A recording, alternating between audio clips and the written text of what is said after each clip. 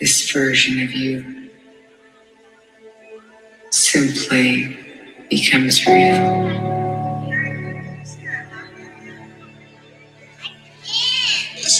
And you're right here with this version of you.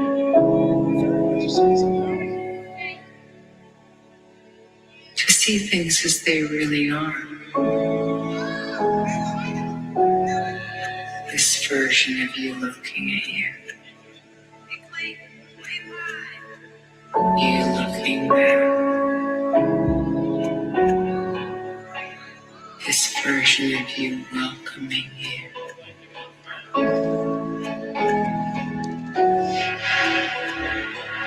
This version of you saying yes.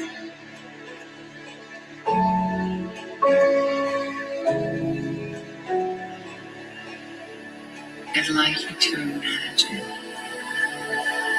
this version of you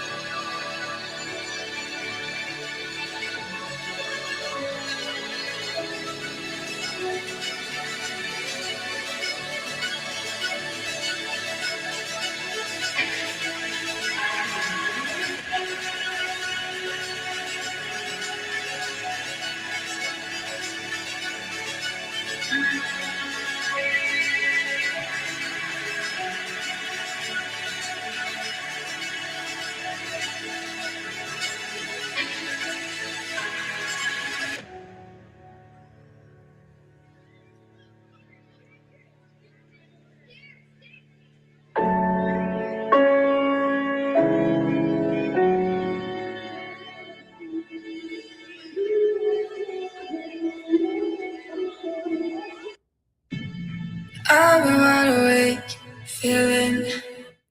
Let's go, fellow waves. In every single moment, you can be a new version of yourself. You have that power. You write the script. You write the narrative. You are the narrative. And coming back from this weekend, feeling into that big time. It's always been us who has the power. It never hasn't been. We've never been trapped. We've never been in bondage. We've never been anywhere other than we're supposed to be. And it's so, so beautiful. So, so beautiful. Welcome in, everyone. We got our boy Sly, that stands for somebody like you, in the house. Here he comes in his new digs again. Oh, hello, hello, hello. Oh, I don't like those lights. Look at these lights, people. He's getting it all set up. Look at this. It's got the yellow freaking next arena freaking colors, man. It's just dope. What is going on, everybody? Let's go. Corey Katina. Evening, everyone from Australia. Namaste, brother. We are one. Shari Soulflow. Hello, family. Namaste. We are one. Shari and Erica. Lovely. Hello, lovelies. Wearing a watermelon bike helmet right now. That's what I like to hear. And she's going to a watermelon rave where they serve out watermelon mid-set in October or something. True North Chris Swick. What's up, brother? Welcome in. I love how our first three people are the three out of the four beta testers right off the bat. They're ready to go. They're ready to go for tomorrow, people. These people are jazzed up to this start. Corey Katina says, your opening reminds me of something I just saw over the weekend. Even looking into a mirror is looking into the past. That's how fast things can change. Oh, baby. Oh, I like that. Absolutely it is. It is a momentary split second in the past, isn't it? Wow. The light has to travel from there to your eyes. It's already in the past. That is deep. Deep. Tommy Yo's in the house. Namaste, Tommy Yo. We got Benjamin back, Tommy Yo. Tommy Yo. Tommy Yo is like just goes off in the community with Tammy's just driving the car. He's riding shotgun or driving. He's just ripping in the community all the time, just writing novels for people.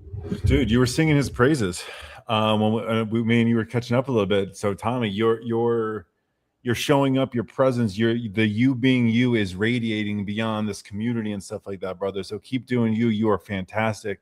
You are just stepping into every new layer that you've been working towards. So just know that the things you are doing, the people you are showing up for, the person you just naturally are is radiating beyond this community. So keep up the good work, brother. That's it. He leaned in going to a concert when he wasn't feeling like going. And he's just like, fuck it, man. Fuck it. I don't care what people think. I'm going. I don't care if I feel like shit. I'm going to have a great time. He ends up going to sit beside another. He had his Tammy on one side. He met another lady named Tammy on the other side. Every time his Tammy left, this Tammy's hitting on him. Like this guy's living it up. What was he worried about? He's a freaking handsome dude. He radiates love and light. That's all the fucking people care about, really, at the end of the day. What juice are you sipping on, brother? I need some of that juice over here. Some of that handsome juice he's got. Those vibe juices. He does have it, man. You got it all going on, Tommy. You are quick-witted. There's no doubt about it. Wes, let's get Nama nasty. That's all. That's merch. That's merch. Nama nasty. People are getting unique with it. Matthew Dietrich on Instagram. We got Mama Meyer here. Namaste, Mama Meyer. Welcome in. Jane McDavid 97, hopefully related to the king himself. Davo Dietrich says, good men's walk in St. Jacobs with the KY men who walk and talk today. Felt lazy and then felt better after I went. Good convos today, brothers. 20 guys showing up, being vulnerable. Wow. Is that with Chris Swick? Is that the same group in Kitchener-Waterloo? I think it might be. Because Chris Swick, I don't think he's been on a stream with you before, Ben. He's from Kitchener-Waterloo. I met him a couple of years ago now. He's just been, he reached out to me and he was like, hey man, I got to talk or whatever. And I'm like, hey, we'll see. Get in the community. Let's see how much you want to lean in. And he's been fucking leaning in. It's like everything, you come in, you get excited, you do some streaks of meditation, go off a bit, then he's back, and now it's a consistent thing. He just posted his first Substack the other day, sharing his personal story a bit. Hell yeah. That is awesome. Love to hear that. There's a YouTube video out, so it was on Tosh.0 years ago, but oh yeah, that guy's hilarious. There was this video about a guy talking about Waterloo, and I never knew where it was. And he's like, and all you from Waterloo who said I was a sleepwalker? Well, guess what? I woke up. And it's just like this. It might be like a manic rant. I don't know. So I don't want to make fun of him. But like, it's like one of those like classic YouTube videos that like it is. So when you said that, I was like, wait, is Waterloo in Canada? I didn't even know that. Yes, it is. Yes, so now, there we go. Welcome in and proud of you, man. That's such a good. I love seeing that you're showing up like that too. Seriously, and he got out for the walk this morning. He's just leaning in everywhere. Tim McWhirter spent the day in Georgian Bay, Parry Sound. Beautiful, brother. It's been amazing weather up here. Has it been nice down there, Ben? Beautiful. It's been beautiful. Mm-hmm. Anything that's not like 90 or 50, 60, 70% humidity, I'm good. It's like 60 in the morning here. It's awesome. I love that. You're doing a little bit of Substack, right? I was for a while, yeah. I have some good stuff up there, but it's been a couple weeks since I posted anything, just with traveling and stuff like that. Makes sense. Well, Ben's settled in. Like, do you have anything else you kind of gotta still do, or how much would you say percentage-wise you're settled into the new digs in Colorado? I'm pretty settled in. I just like little stuff, like I'm looking even on the stream, like on the kick, like I want to get lights for back there just because the depth's really cool, but I don't like, there's just some things I still want to do. And I looked at, I put the lights on my thing and the lights aren't actually hitting. So you can't actually see, well, you can see it's the Abbey Road, but maybe the glass animals, it's still light out too. So it's a little bit weird. Yeah. But as far as like that kind of stuff is just a little bit more decorating, a little bit more feeling out the vibes out here, I got you. Namaste, Connor Share, brother, Rumi Rockford. Welcome in. How's everybody feeling out there today? I know we had just a buzzing WhatsApp community all weekend long. I mean, Shari was like, hey, Gabriel, like, got a lot of messages in here. I'm like, I'll get to it.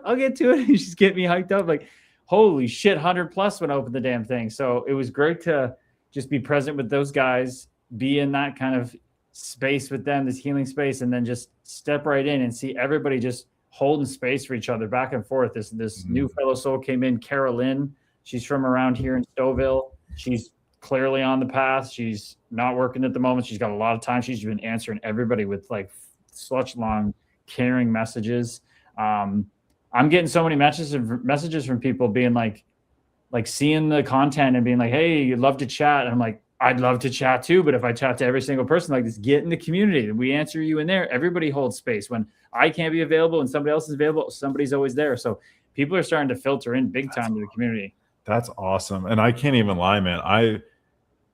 I'm kind of getting addicted to not being on social media. The one thing I've noticed is with this move is I haven't been creating anything because I've just been so busy in the week, and I have not been present on social media at all. So if anybody has messaged me, if anybody's I'm not even opening it.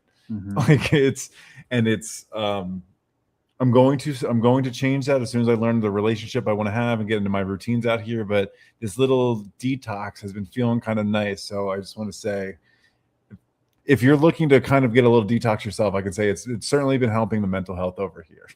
It's like when you just lose your phone and then you realize you have the best week of all time. It's kind of feeling like that. Yeah. It happened to me. I got my phone stolen by an unhoused person a couple years ago playing or whatever. I guess it's a while ago now. And it was awesome. And it turned into a whole escapade of like tracking my phone and following it to a trap house and like trying to get it back. And it was like, it was fascinating. But Caitlin Cush, welcome in. Namaste. Rafi Torres, the absolute love and light man himself. Saw him this weekend. So great to see you, brother. Thanks for joining in.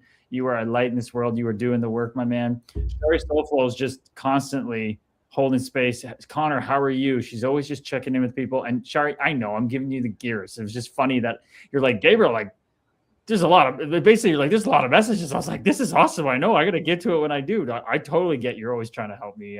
Shari had such a kind reflection. She said, I've been in a lot of communities, and she's just like, there hasn't been one argument.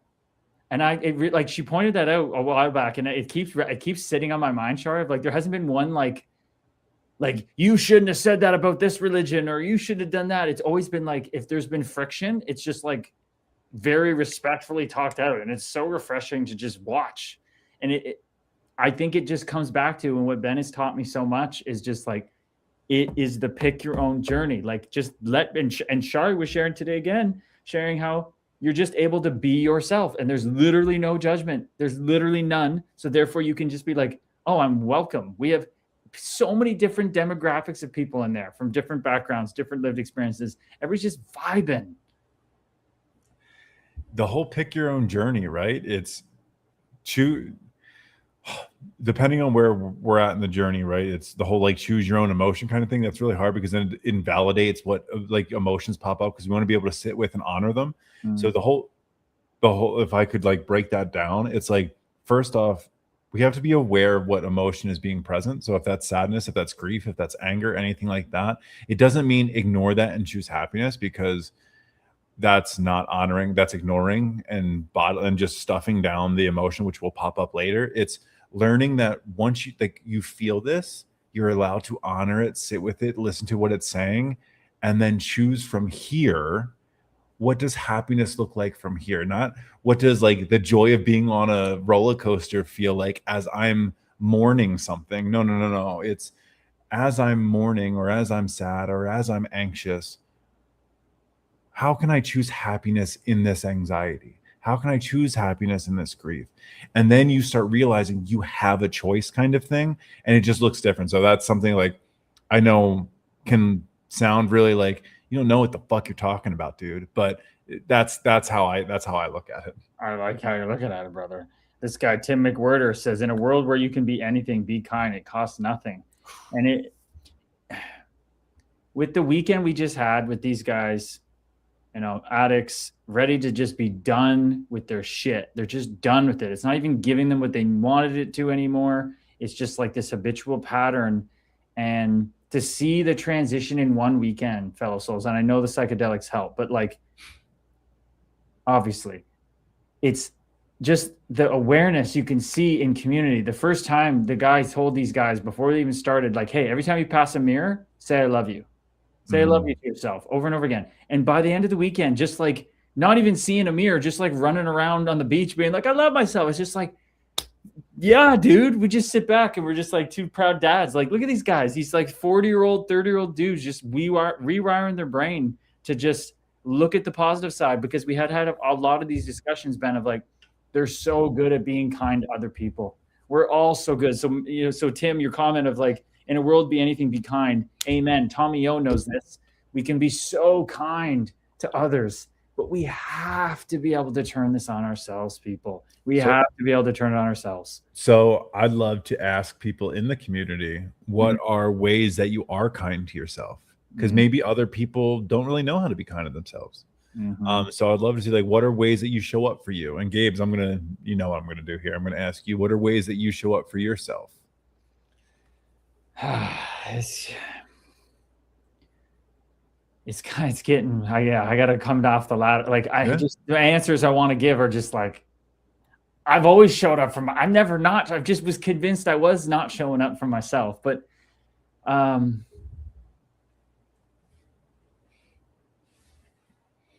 think now let's take working out for an example. Okay, this is a good example. I haven't stepped on a scale in like 3 months. I don't time my run. I don't measure how long it is. I don't really count how many push-ups I'm going to do or this and that. I'm just being. And I'm being kind to myself over and over again when the conditioned patterns come up of like, you got to be this athlete. You got to be this. You're skinny marinky dinky dink. The mind just sings to you, whatever. And I'm just like being kind of just like watching that. Like, that's not my fault that's in there. That's not my fault that conditioning's in there. That's not my fault that conditioning's in there. And it's going to slowly calm down. It's slowly going away and I can just wave it goodbye. So I think that's for me is like not wishing the journey to be going quicker than it is, that it's going exactly the speed it needs to. And that's perfect because what's for me can't miss me. I think that's the way I would articulate that. What I love about that is you taking especially as a former professional athlete, right? Like, everything was trying to increase numbers, make numbers go big or make numbers go small. Like, that's what you do. You try to lift the weights, you try to all the stuff. But what I'm hearing from you is you're tuning into the body and being present in the body and what it needs in this moment, what it's doing in this moment. And then that's really connecting the mind and the body. It's because then those were the conversation. There's no like external goalpost to hit. It's really just does the body want to stop or does the mind want to stop? What is this? What is this communication happening? And during that time, that's where I think you start to learn your body, your mind connection, instead of being like, no, I have to run 2 miles or I have to do 50 lunges or I have like, and then when your body is hurting and your mind says you have to get there, like, there's no relationship. Your relationship's to the output and the number, not the mind and what the body is going through. I think that's really, really cool. Thanks, man. And then like sitting on the floor a little bit too much. I thought I was not too much. Like I kind of maybe overdid it. So my like knee was a little sore. So I was like, in the past, I'd be like, oh, you should have been more aware. You shouldn't have set as long. Now you can't run. Now you can do. And I'm like, it doesn't fucking matter. I'll just like not sit for like a day or two. And it'll be like, it's just watching that mind just like freak out and just like looking at it and being like, yeah, no, I'm not going with that. I'm not getting pulled. How about you, brother? How are you being kind to yourself in this transition? And then we'll jump into some shares here. Kind to myself during the transition.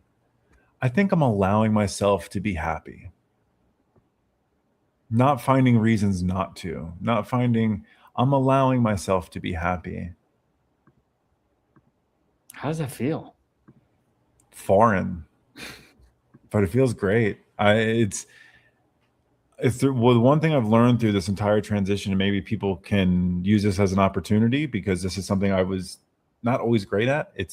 I got to really see the amount of support and love I have in my life in ways that like I think I just took for granted, and not in a way of like I was oblivious to it, but like showed up in spades. And it like the level of gratitude, it was like this moment of like everything came to a head and I went like, No, I am really the luckiest human being on the face of this planet.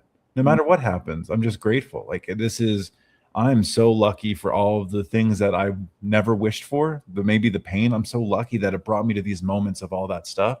And Oh, I'm sitting here in an apartment in the place I've been dreaming of coming back to for 10 years. I was at before me and you recorded a podcast. I was sitting at a pool with my sister and her husband, and that even if it was just for an hour, and then I got to hang lights, and I got to go to thrift stores, and like I got to talk to my mom on the way in. I got to talk to my dad yesterday. Like, man, like allowing yourself to be happy.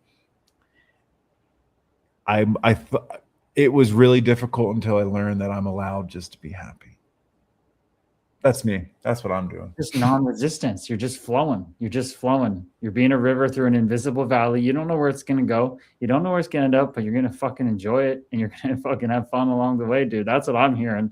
That is fucking gorgeous, man. Yeah, man. You're flowing like the Colorado River, baby. Hell yeah, brother. Let's Let's jump into go. the chat. Okay. And like Erica was saying, I'm gonna get chatty after choosing Texas is down on the Uber home from baseball. She was vibing to Ella Langley. I love that. Shari says, okay, we already answered that one.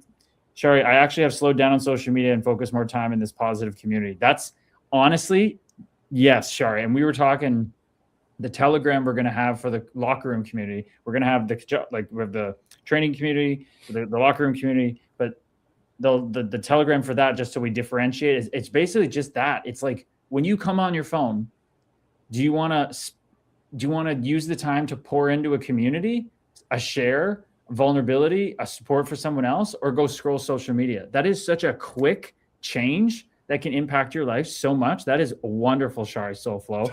I think you're going to see a huge dividends from that in your life. Oh man, Tommy O, this is when we were touching on everybody's different in the journey. We all have different lifestyles, religions, politics, but all that does become irrelevant when we're reaching for the same goals. Amen. We all want the same fucking thing, happiness. They're all saying the same thing. They're all fucking, literally, they're all boys. They're all girls and boys, all the saints and sages. They don't give a shit about anything.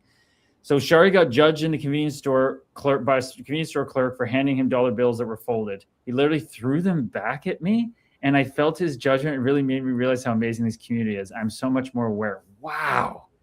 That is a pain. That is a soul in pain, Ben. Yeah. I mean, it is, right? And if it's all reflections of us, maybe that's a past version of ourselves that we've been really healing from, and recognizing that we now have understanding of how that person feels and a little bit less judgment of how they're treating us, and understanding that behind these actions is somebody who's hurting. So beautifully said, brother. Yeah, like there's we don't barely use cash anymore, and you hand someone something folded, like that sounds like something I would do. We're not used to handling it anymore, and he threw it back at you, man. But you had to process he was being rude. He did hit me as, yes, you should have unfolded them but you were able to just, sounds like, stay calm, Shari. It's like, and it's like Lorianne was saying with her we're interested to see if she comes on, of her daughter's racing of a guy who was just being an ass, and she was going to have to confront him again, and she was getting kind of hyped up for it in the community and taking tips of what she should do. This is how Wes is being kind to himself, having a cheat day eating, going to the movies, going to the spa for some thermal cycling, going to an antique store, opening a box of cards. Like, holy shit, you're dancing in the sandbox. You sound like a kid in the candy store. This is amazing. It is awesome. It's the winning streak, right? It's look at all the things happen today. Hell yeah, what a day. Dude, what movie did you go to? Let us know. Shersey says, should have told him you took hours at the club to earn those dollars. Did you get that one? I'm something missing for me. So my guess is Shari was saying, oh, Shersey said this. Yeah. So think of it. So let's play a game. If Shersey said, should have told me it took you hours at the club to earn those dollars. I got it now. The club got me. It sunk in now. I was like, shit. I was like, Shari said that? I'm like, oh no. I was like, I don't think that feels like a Shari comment. Shari jumped in a different body.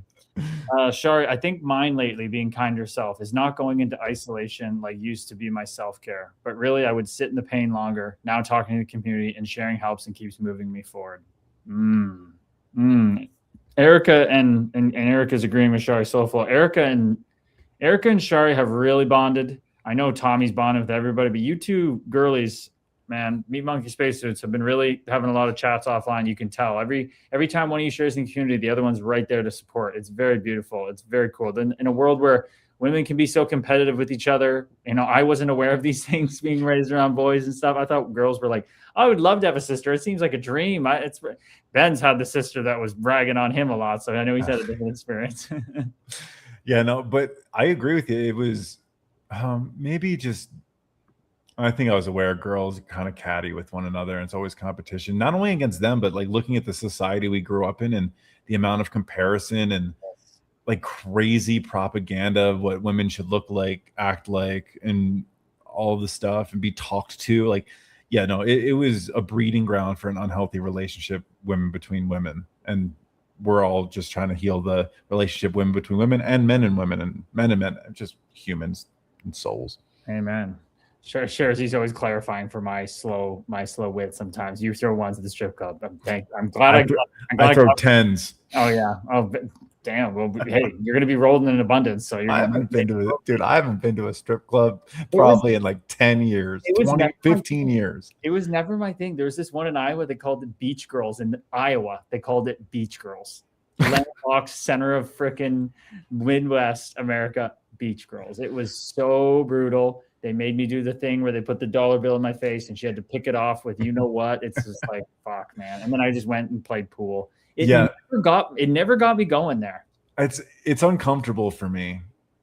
Yeah, like my friends would go and stuff like that. I'd go with my friends, but it'd be like you could find me over like literally at the TV or the pool table. Yes, for sure. Just having deep talks about something totally different and with somebody half clothed, and I'm learning all about their lives, and I'm like, this is what I like. I don't care. I'm like, let's talk. Yes, even like at a high end place. I went to like Spearmint Rhino in like Minnesota because the boys were just.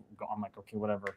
And it just doesn't. I was just fascinated and wanting to, like you said, I just want to talk to them. What's your experience like? What is this like in here? Like, wait, you tell me the poles spin? You don't spin around the poles? That's insane.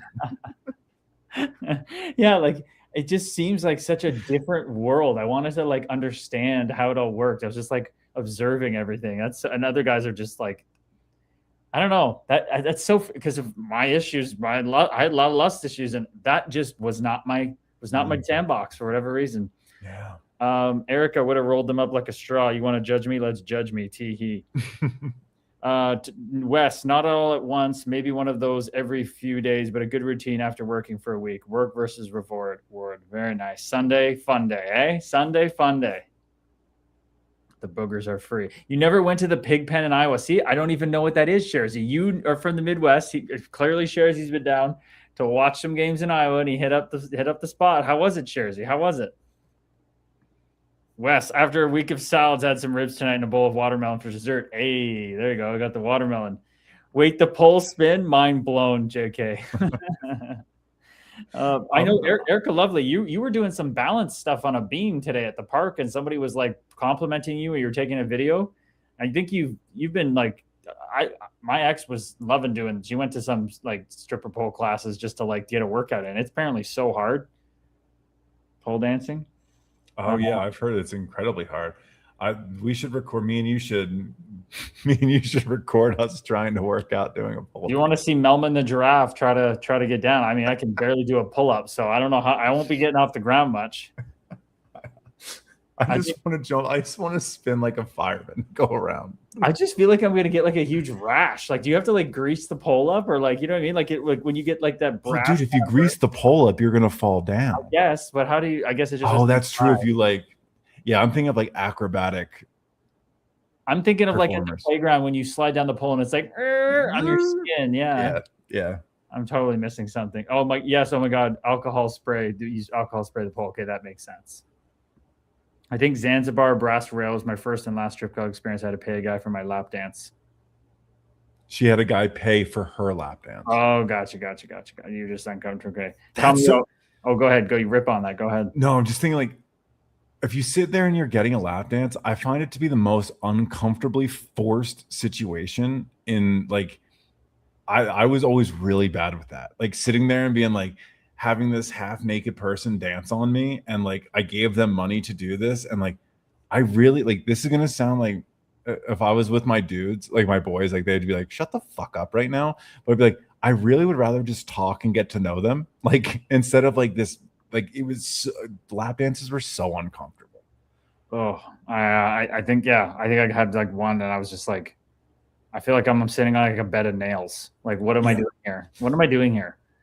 What do I do with my hands? Yeah, I don't know. Like, am I allowed to touch? Don't touch. What? I know what I'm not allowed to do with them, but like this is. Destin out in Utah says, grew up with 3 sisters and make sure you put the fucking toilet seat down, KG. That's a real fight. Oh man. Yeah. In our house, I'm sure my mom had to tell us quite a bit. I think she just doesn't like, in our house, it was the boys just running in from playing and you just stand and piss. And it, you know, it's going to go places sometimes. And she was just like, hey, she got sick of that.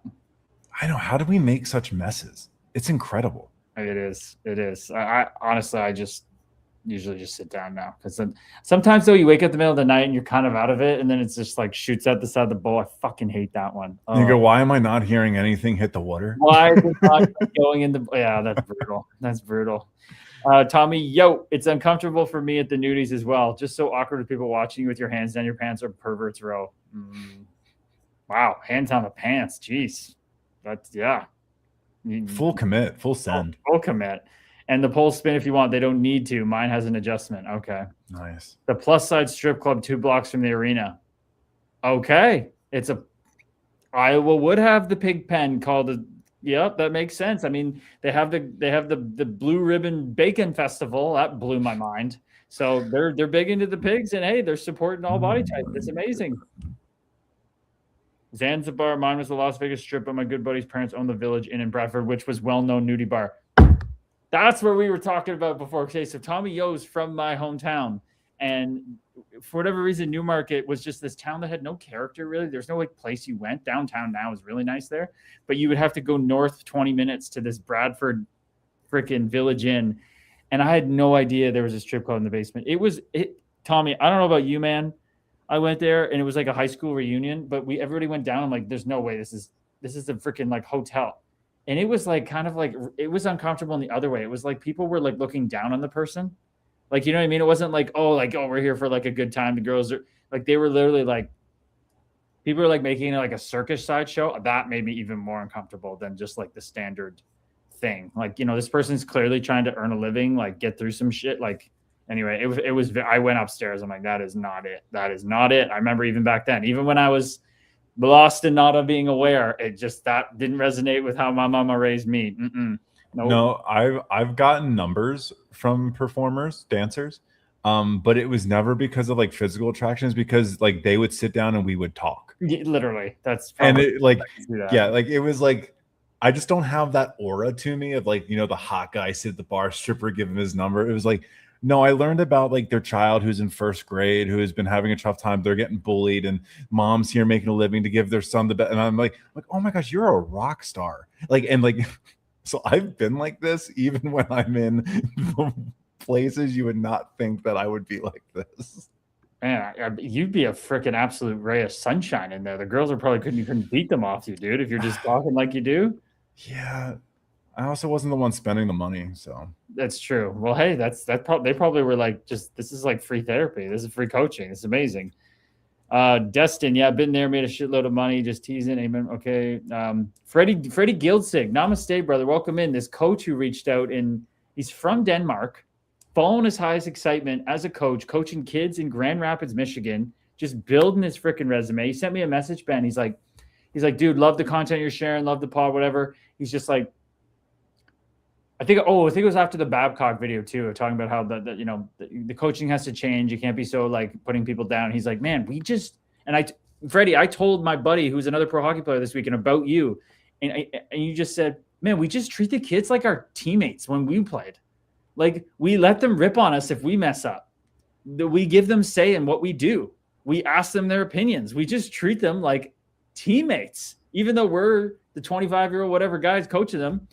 And he's like, it's just a freaking blast. It's like exactly how I would have wanted coaches. And I think you and me are trying to set that kind of framework up for the next arena of like, there's no head coach, there's no GM. There's like, we got like a captain and assistant coach, and we're all just one big happy family.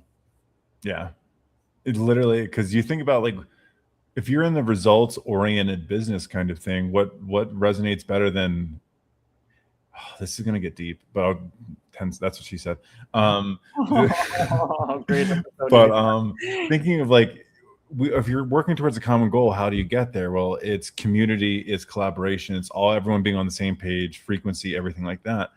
Well, harmony, like that's how you get there. Why, as a country or as a world, they're manufacturing dissonance so we don't get there. So like, if you're leading with fear, you're leading with hate, you're leading with all that stuff, like you're not going to get to the goal. Like, lead through open communication, encouragement, working through healthy communication styles and stuff like that. And that's at least that's my take on it. What you're saying there is Thomas Campbell is a NASA physicist and consciousness researcher, and he has this whole theory. He calls it my big toe, my big theory. Have you read it? I have not. I heard it's so high level, but I basically watched so many videos on him and podcasts that I feel like I understand. It's so dense, but yeah. You've read it, eh? I'm about 3/4 of the way through it. Oh boy. Yeah. Dude, what he talks about of like everything is just chaos moving to love, entropy to less entropy. It's just a giant system rearranging itself, moving away from chaos and disorder to love. That's what we've been doing since the day we started streaming, putting out content, our community. It's so beautiful. I love that way of looking at it. I don't want to put you on the spot here, but I have a really tough time understanding what entropy is. Mm-hmm. And I've even looked it up. I've read it. And so do you have a grasp on what entropy is? Literally, entropy is the measure of how disordered, chaotic, unpatterned, disillusioned thing. It's basically like ignorance to awareness. So it's measuring the chaos. I pulled it up here. Entropy is a measure of randomness, disorder, unavailable energy in a closed physical system. And I like that. Unavailable energy in a closed physical system. It's like closed off, choked out, chaotic, misaligned. It sounds like cancer to me. It sounds like disease, autoimmune disease. It's like disorder. And and the whole system is about moving towards order and alignment and sacred geometry, symmetry, love. It's that constant flow that the universe is this giant entropy lessening machine. Yeah, I still can't grasp it. Okay. It's just it's not resonating. It's just a weird sounding word. I agree. It's the measuring of chaos, but like when you said like it's cut off, like then I just think like, how are you measuring? We don't have to get into it. That's according to the second law of thermodynamics, the entropy of an isolated system always increases over time. This means the universe continuously moves from organized states towards greater disorder. What the fuck? So that's exactly the opposite of what Thomas Campbell says. He says everything's moving towards more order. I agree with that. Yeah, I think it's the opposite there. I think that's a little bit of a nihilistic scientific view here. Okay, we had a lot of the stripper stuff. Upstairs was fun, great wings, but as a teenager, oh yeah, you're talking about the Village Inn. Men as a teenager, young 20s, it was the place to be. It's crazy that the place for you to be, Tommy, was the same place for my age. That lasted the test of time. We got Corey Katina. Ben, I have a getting to know them story for a time on video. Way too long to type. Hey, well, maybe on opening night of the beta on Tuesday, you can have a little share or something. It's going to be like the first day of school, so we can get to know each other a bit on calls, right? When's the first time you talked to a stripper? Is that what do you think it's going to be? I don't know. Just thinking of like, that's like, hey, when you welcome to the community, okay, instead of being like, where are you from? What's your greatest strength? It's like, no, share the first time you talk to an exotic dancer. Yeah, first night of the call, we record it. We put it up there forever. It's going to be, hey, Ben, like, I love that shit in the bucket story. Now let's ask you about your stripper time. Like, what is this course about? That's what the people want to know. Training community about? Training community. That's what the people want to know. Sasha91, welcome in, brother. Welcome in. Sasha's buzzing. Shari here said, went to a high-end largest strip club in Vegas. It had 50 strippers, and my sister and I went with a group of people and spent the time talking to all the girls. Some were in college to become doctors, lawyers. Amen. Trying to capitalize on the way the world is. I mean, it is what it is. I can't. No, I mean, look what I did in hockey. You best believe I would have done that if I was in a female meme hockey spacesuit. I took advantage of the system that I wanted to get into. Absolutely. I did violent things. it's a whole topic, and it'd be interesting to see what people think of what I write about it in the book and my journey through it with my ex of what she was doing.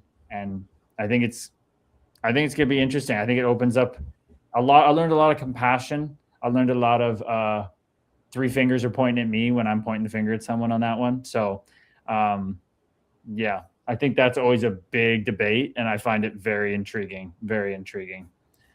Erica likes the entropy definition. There you go.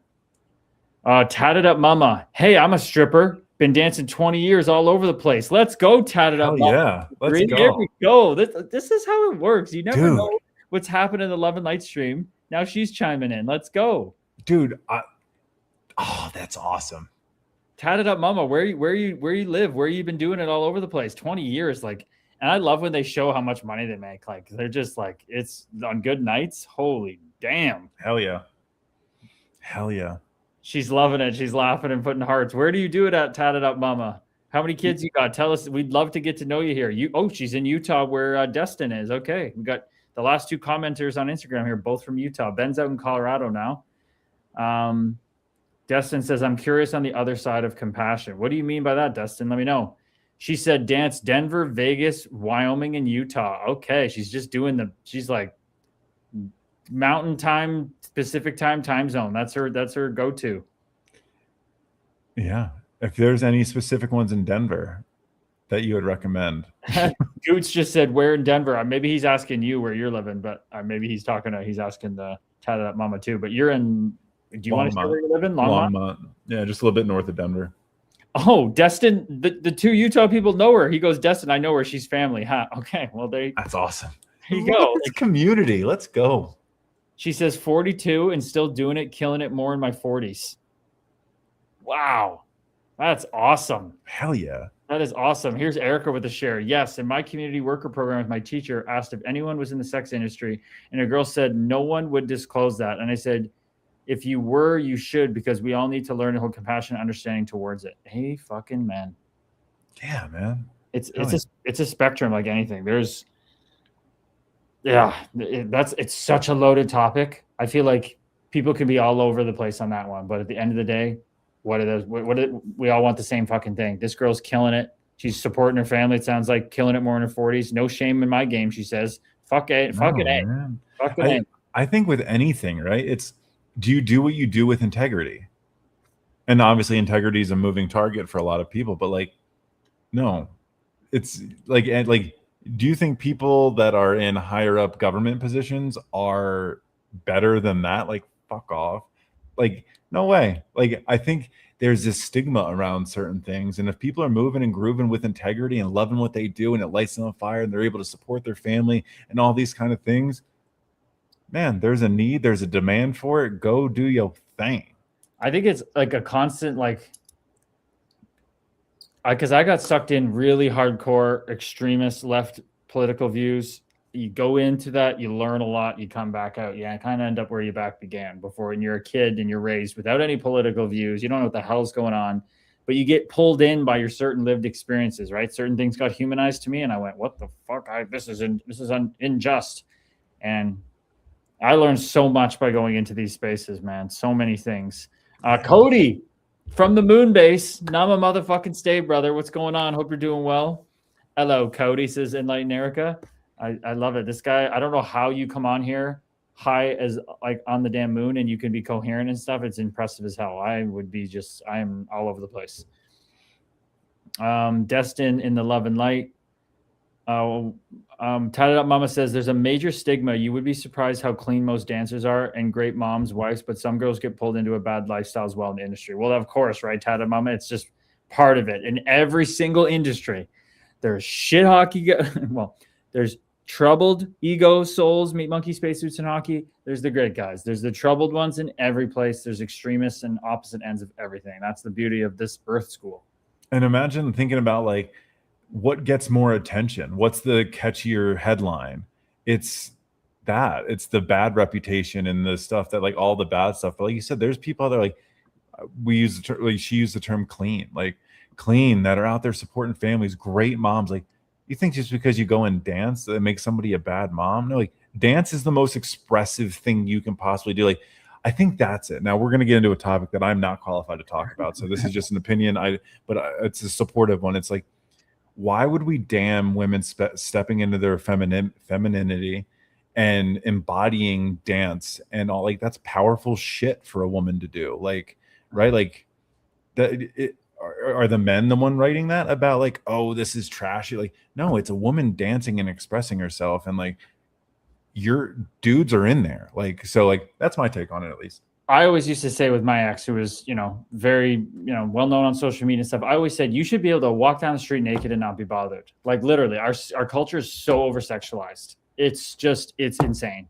It is like, and it shouldn't be that big of a deal. It should be something introduced, but it's so taboo and all this stuff. Like, I swear, I'm gonna be walking around the house naked with my kids when I have kids. I don't give a shit. It's just a body. It's a body. Why do we have to make everything such a big deal? Erica, I don't give a damn about my bad reputation. Just channeled that song. I don't give a damn about my bad reputation. I was just trying to I was getting into my house like, I don't give a damn about my bad reputation. She said, nowadays, though, much harder to make easy, clean money. There's so many now that are doing OF and body rubs very little, and body rubs very little money. Makes it harder to just have fun and dance. Yeah. I have way too many stories. Destin says, Tatted Up is an amazing mother. She should be proud. Let her speak on this at some point. She deserves it. Could be a whole podcast. Oh, absolutely. That's what's beautiful too. We're getting people reaching out now who have had similar stories with their dad, for me, for example, or they just know they'd be a good fit for the podcast. Starting to get those kinds of messages is great. We don't have a ton of listens yet, but people are resonating. And I think for people who do listen, the 50 to 60% range finish the whole pod, which is pretty awesome. But yeah, we're definitely opening up in the future. I could see our pod being kind of like Soft White Underbelly one day, where it doesn't matter, like literally just random people who just have a story to sell. And the more vulnerable, that's who we want on the pod. So yeah, if you're open to come and share your story, you're welcome. How do you know my nickname was Soft White Underbelly? That's some fun self-deprecation right there, eh, Tommy O? Like that's Tommy O was telling us, he's like, man, I almost self-deprecate so much that it hurts me. I program myself the other way. See, I wasn't even thinking about it. It was just more of it, like, because I didn't even think about it. Like, soft white underbelly. It's just funny. Self-deprecation. Not gonna lie, I went to a body rub about 6 months ago after my marriage ended. Ended up chatting, having mutual friends as she walked in the same exact zone as I did on the opposite shift. I've never even heard of this body rubbing. Yeah, that's like a rub and tug kind of deal, body, all that kind of stuff. I was putting 2 and 2 together. I didn't know if it was just like, yeah. Don't let me put that in your mouth if it's wrong, Tommy. But man, what did the boys like doing those? For whatever reason, I wasn't my thing. But there's definitely those places. I know there's like a well-known one in Vancouver. The boys we're always going to. So yep, that's just. There you go. You ended up having a great time with that's no surprise, Tommy. You just chatting. Speaking of self-deprecation, was never my thing. I was in a dark spot. Amen, brother. Hey, the fact you share this is amazing. Like, this is what it's all about. This is what it's all about. But I wonder what Tatted Up Mama thinks about. Tatted Mama, do you have is there, like there's infighting in the LGBTQ communities amongst the identifications and stuff. Is it like, do the dancers have a problem with the OF girls? The body rubs? Is it like, are you guys supporting them? It just makes it harder for you. Like, that'd be interesting to hear your take. Is it kind of like a normal, like kind of, I'm going to call it a double stack? Like, do a lot of people who dance also do that as well? I'm curious. Mm-hmm. Yeah, like supplement it back and forth, dance and do OF, dance on OF, like thing. You can do whatever you want on there. Interesting. You never know where the Love and Light stream is going to take us, people. And look, we're consistently getting 200 people. We're already at 91 that have tuned in from X and stuff. So we're getting like around 200 per stream now consistently. This is really nice. It's really nice to have people coming in. Oh, she says, no matter of them dance and do all their things. No matter of them dance and do all their things. I think she's saying it doesn't matter. They just do whatever. Erica, why are there more places for men for this, but not women? Like, there's not a male rubs me down type of thing. Like, we have Men of Steel or something that is male dancers. So I used to have this conversation with my ex a lot. Not a lot, but we would talk about it. Just kind of like I don't think the male body is as like aesthetically pleasing and things like that. I even think like female. I'm not going to speak for all females. I don't know this. Maybe it was just my previous situation. But I was like, even women appreciate other women's body more than I feel like they appreciate a male body. It just might not be like sexually drawn to. So like, because I kind of think I'm like, I think male strip clubs like a Chippendales or whatever is kind of like, it's not as much of a draw. I think, but Eric, I would ask, what would you think of an idea as like that is something that women would be more open to, like that they would want, like you said, whether it be massages and stuff like that? Curious, because that's like conversations I've had in the past, at least. My ex was like such a fan of all of it. Like she is the same way as your ex. She just like genuinely thought, like, not in a romantic sexual way, of just how like just aesthetic women are. But then, you know, maybe it's like a broader range of women's, but like it seems like there's like one type of male body that's just idolized, whereas other types of female bodies are cherished, right? I feel like there's just like the one prototypical wide shoulder, small waist, big, like just big dude, big arms, yeah. Right, yeah. I think in Vegas they have Thunder Down Under. Most male strippers are getting, that's the other thing too. A lot of them are gay, absolutely. And that's talking to my friend Brock. He's just like, you don't even want to know. He's like, think about that, man. Like how dudes are just horned up, and you put in the gay community, and it's wild, man. It's wild. So I'm sure they appreciate it. I'm sure the gay community appreciates these things big time. Sure. I think there are many women that would love it. It's just not around as much. Seattle used to have a few clubs. Lisa Jude, namaste, welcome in. We are one. She goes, I think she meant, but women love a dad bod. Is that? I think that's what you're thinking, or did you actually mean bull women love a dad? I think you mean but let me know. But 100%, there's a lot of people that say that, and then the guys go on the street and ask women that, and they're like, the guys who do like fitness go out and they're like, see, you know, girls say they don't like muscles. Come on, they do all the looks where the girls look at them when they walk by and all that stuff. But no, there are a lot of women that do like that. That's bullshit women. Oh, bullshit. Bullshit women love a dad bod. That's kind of the camp I was in a little bit, but hey, yeah. Oh, you do love it. I'm confused. You do love it. But I thought when you said bullshit, women love a dad bod. No, sorry. It's just the typing. My bad. Makes it difficult sometimes. I was more asking for a starter. Why? I'm curious. What about it? Is it more like comfy and homey? Is it more like feel like? I'm curious. I think the dudes who get really jacked think the girls always really like that, but when they ever do those things on the street, it's always like they always pick like the 25% jacked. They don't pick the 75, 100. They always pick like 50 to 25%, right? Oh, because there's this weird thing about it. Like it probably feels like the dude's super self-conceited, right? He's kind of all about himself, his looks, and it's more like me instead of you. I wonder if that's just like subconscious of like, I don't know. Listen to Goots 86. It's good to see you guys. Love listening to everything and always bring positive vibes to my life and future. Namaste, Goots. I appreciate that. Thank you for the love from both of us, my man. And Tatted Up Mama's backing us up. She says, I would go see female dancers before men dancers. LOL. That's coming right from her doing it. So Destin says that's a stigma. We may be fit and healthy, but we aren't sculpting ourselves and having to work to have chivalrous tendencies to provide. I'm white bellied as well and no shame. Haha. There you go. Lisa says, Shari says, I think sometimes feel safer when the guy's not just some like werewolf. All the chubby dudes are taken. All the chubby dudes are taken, Lisa Jude? That's what you're trying to find? I'm out here. I'm out here thriving. Erica, I love everybody. I love every bod, but is cozy with the dad bod. LOL. Just keeps you warm at night, huh? Just keeps it a little warmer at night. Tommy, yep, turned out her close friend is dating a work friend of mine. I'm sure he knows, but he's cool shit and wouldn't have said anything if she told him, but I think she was professional enough to not say anything. This was the lady you went to see that was working with you. Sasha, my fiance doesn't want me chunky. LOL. Got to keep my figure. Plus, you feel better. Hey, and that's the pick your own journey, right? That's what you get to do. I wonder. That's kind of like we talk about the relationship. Is the body what's the attachment to it, right? Because like I joke and say like chubby, like I'm happy with how I look and how I feel, because it used to be this unhealthy attachment to have to be skinny, have to be bigger, have to be, or whatever it was. It's how do you feel in your own body? men, women, whatever it is do you feel good mentally, physically? What's that connection look like? Mm-hmm.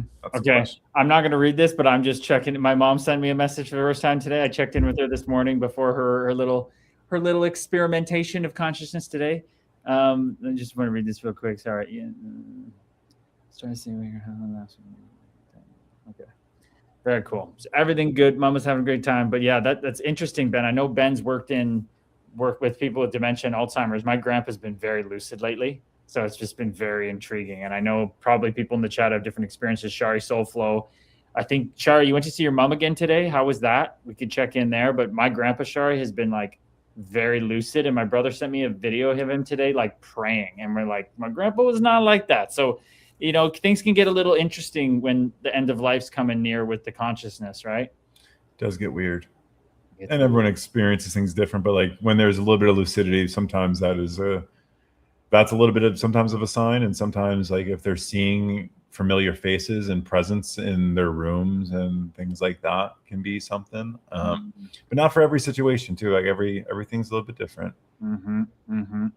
Wes, it's weird. I got the Dad Bod Plus. I'm on fire on the fast. The fasting apps. The fasting apps. Does that mean it's probably dating apps?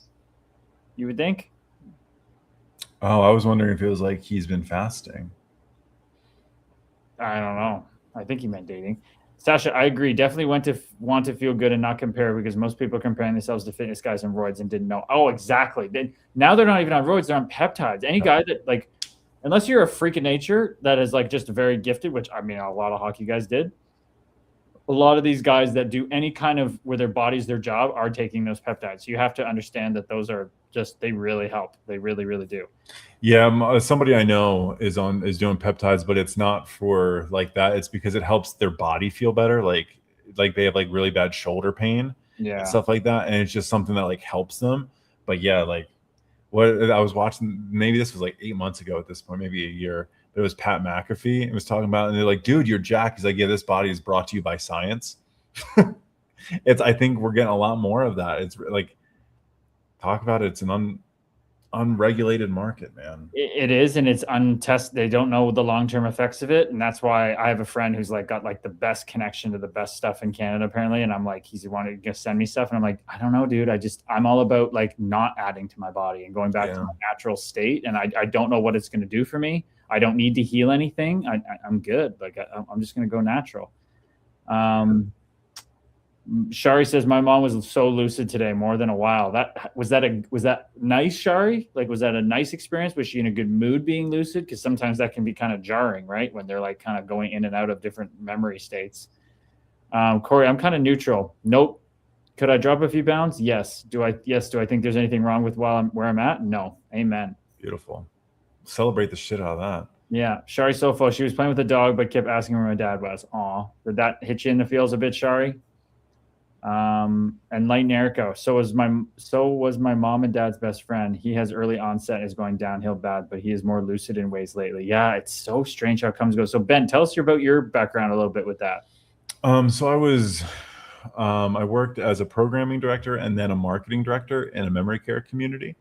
So I spent a lot of time, in there getting to not just know the residents, but also getting to know the disease a little bit and how it presents, and learning a lot about the different types of dementia, and how they present as well. And I know like early onset, a lot of times can be with alcohol, can be a big factor in those kind of things. Frontal lobe dementia, Alzheimer's, Parkinson's. There's one with an L I can't think of right now. But thinking about that, Lewy bodies. Lewy bodies. But yeah. But the thing I see a lot of, it's the perspective of families, because as heartbreaking as the disease is, I've seen a lot of healing happen because of the disease. Maybe somebody was treated like how they wish they weren't treated as a kid. And I've seen relationships get repaired because it's like, oh, this is the mom I wish I always had kind of thing. And realizing that it was always in there. And there was this moment of kind of like, I don't know what they were going through, but this person is there kind of thing. It comes with sadness, happiness, grief, and joy. It's all that. But yeah, it's man, it's a really, really slow burn. I think that's the hardest part. I've always talked about people, and obviously you having family, and you watch it for a long time. It's a point where it's just like I don't recognize that person anymore. And the version, it's kind of taking care of somebody that I don't really know, but it's hard. I've seen a lot of different, seen a lot of different channels and family dynamics. A lot of data collection. Sharzy, it's been real. It's been fun, but my phone's about to die. Namaste, brother. Have a great night. I know, Ben, you heading out too? You're going to get some rest? You've had a busy fucking week, man. Yeah, I'm going to reset. I'm going to probably pick up my journaling practice again this evening and kind of get things moving and grooving. So what a fun little chat we had from a whole bunch. You never know. You never know what you're going to get on the L&L. No, you just don't, and it's so damn fun. That's how life's supposed to be. I could go on about spontaneity. It's all spontaneous, people. This is what makes it fun. You don't want to be expecting. You just want to be in the moment and go with the flow. So, brother, thank you so much for joining us. So happy to have you in the saddle. We got a big team call tomorrow for the next arena, getting settled for our Ford beta testers on Tuesday. We're buzzing. Buzzing with a B, baby. Everybody, it's been real.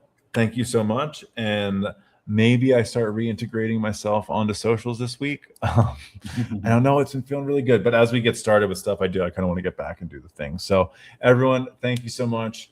As always, I am just somebody like you, and I am sending love right back to you, Erica Lovely, and everybody. I will talk to you all soon. Have an amazing rest of your evening.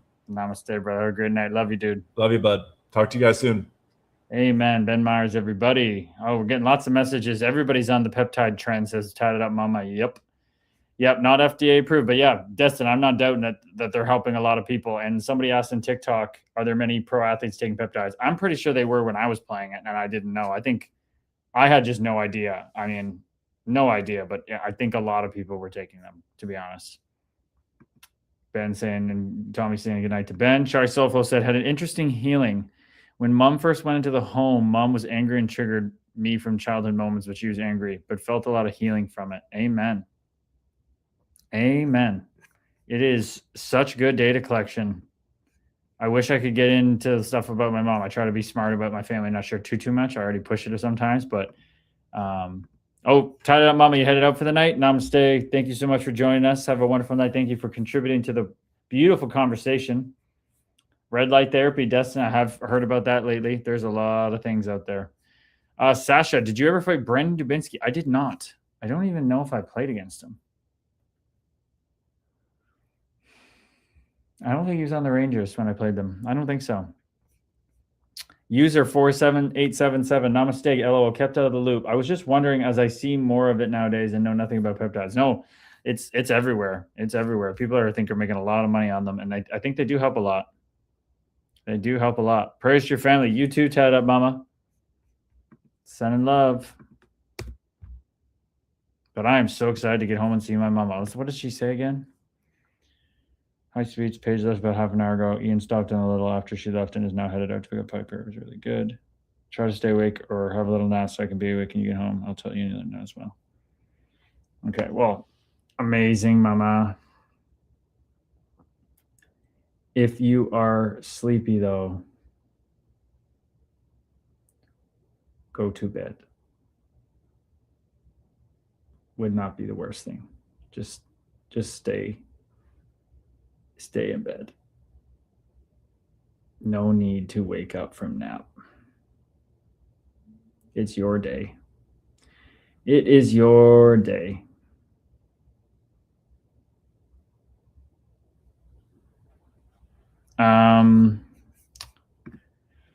I'll text you, KG. All right, brother.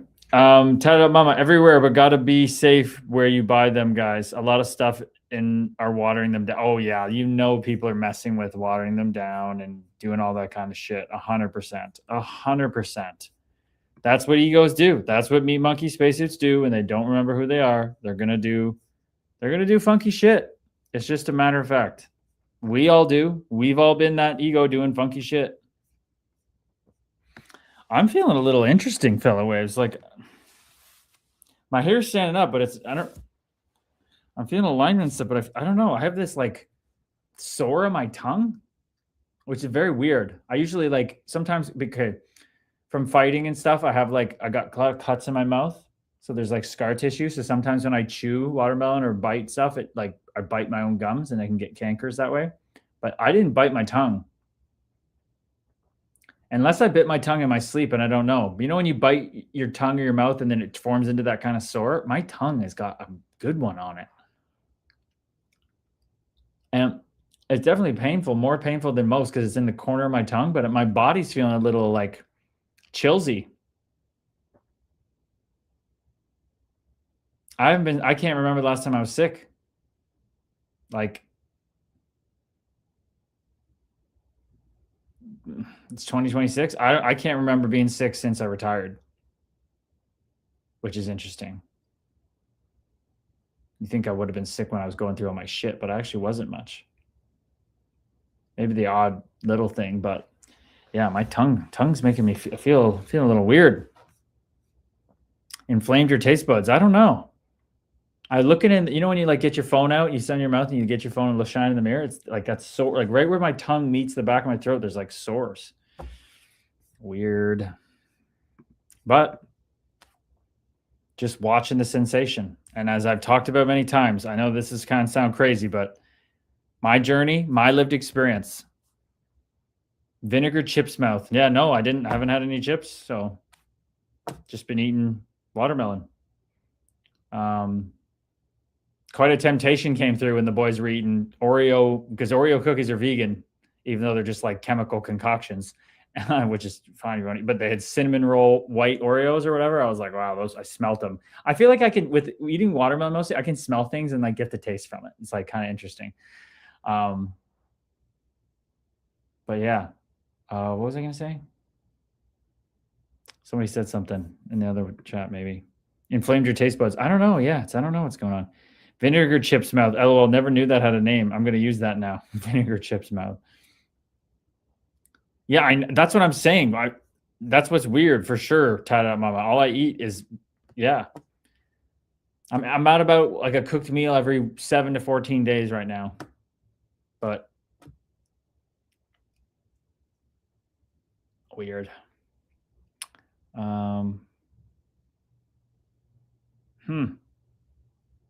Well, what animals do when they get sick, they stop eating. So I did sit a little too long at the thing. Maybe I'll just do like a fast day tomorrow. Just let the body do its thing. Erica, I know certain fruit works my tongue, like too much pineapple. Wonder if switching up main fruit might help. No, I think it's maybe a seed scratch. No, I don't think it's a seed scratch because I wish I could get seeded watermelon. I have to usually eat the seedless ones. But pineapple for sure. I love pineapple, but man, you can only eat so much of pineapple. It's so strong. Maybe your immune system is low. I find I get canker sores when it goes down. If I take vitamin C or support works out. Yeah, honestly, Shari, I can't see my immune system being low. I mean, I fucking feel incredible for so long now and haven't been sick in so long. I mean, that just doesn't make any sense. And with what it's not just I eat this way and I don't believe in it. I don't just force myself to do it. Like I genuinely feel better than eating anything else. Like it's like very clear. So definitely wouldn't say that the immune system's down. Maybe, I mean, I'm a believer in like, you kind of shed things out of the body too. Could be just some more emotions coming up. I mean, I am continuing to shed the attachment to food. It's a very slower burn than the lust letting go. So it could be just more eating watermelon for a more consistent time and just fruit for more consistent time. Other things are coming up and manifesting before they leave. Goes in with pain, it comes out with pain. Goes in with pain, goes out with pain. But yeah, well, that's what I was talking about. I was talking about pain. Every little opportunity now to right now with this pain, it's just a story. Like in my lived experience, I'm starting to really see like Rupert Spira talks about it. If you really sit with pain or pleasure, obviously one's easier to sit with our stories we have our programmed in our minds. But he's like, the more you don't go into it, you let it come into you and you sit. Because what happens when we're in pain? We want to numb it, which I get. I've been there. It's pain. You don't want pain. But if it's like a small pain like this, you can like practice like being with the pain, not letting it come into you, not you going into it, just being with it. And if you stay with it, which you practice through meditation, you train your mind being one pointed, and you can stay with the pain. I shared this on my story a bit. All you find there is awareness. You find awareness of a sensation, and then you label it pain after the fact. And I know that sounds crazy, but I'm literally living this. I've been doing workouts, and I used to, even me, the guy who did workouts my whole life, I used to dread just in retirement going to the gym and knowing a day I had to do conditioning or wanted, not had to, but wanted to get my heart rate up, and I'd feel like that resistance, like, oh, I don't want to feel in like discomfort, right? I haven't felt that way going to the gym in months now, because I'm not scared of discomfort anymore, because I keep practicing it. I'm going in cold shower, not even a gasp. It's like cold shower. The body's cold. So what? Go in, let the feeling be there. Just be with it. When your mind goes, oh, I'm cold, you start going like this, and you go, oh, and your mind starts thinking about the TV show you're going to watch after, or this or that, and your mind starts running away from the moment. That's resistance. That causes the pain. That causes the discomfort. But you just sit with it and just be with it. Even move my tongue around, make it hurt. You just really be with it. It's just a sensation, and it's just a more intense sensation. Like if I pick this up, my mic up, I feel the sensation in my hand on the mic, but I don't have a story of like that's going to be painful. But I have a story that this canker is painful or whatever. But if I sit with it, the story goes away. It's so fascinating. It's so fascinating. Shari, I believe that too. The body moves mucus when emotions are clearing. Oh yeah. And there's like, Shari, there's like no mucus in me. When I go eat cooked food, I get mucusy and have to like hork a bit. It gets mucus back. But when you eat fruit, it cleans out all the mucus. Like it's crazy. Okay, Tommy's head note. Just going to watch American History with Tammy. We just need a nice relaxing cuddle night. Have a great night, peeps. Namaste, brother. Have a wonderful night. I think of you saying that every time it's bad for me. What are you talking about? What do you mean? I think of you saying that every time it's bad for me. What do you mean by that, Erica Lovely? Night, Tommy. P. Dalton, namaste. Oh, did I close the TikTok by accident? Anybody still out there? What do we got? What do we got people on here?